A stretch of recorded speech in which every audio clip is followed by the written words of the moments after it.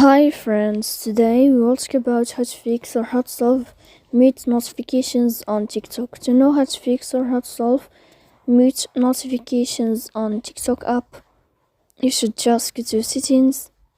After that, you'll enter to apps, default apps, app settings.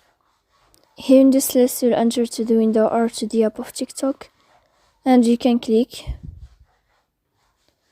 After that, in this page of app info, you can click on first stop and you can click OK.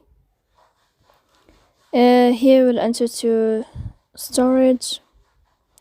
After that, you can click clear cache.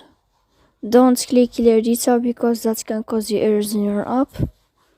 In the end, you can turn off your phone and you can wait a moment to turn on your phone again.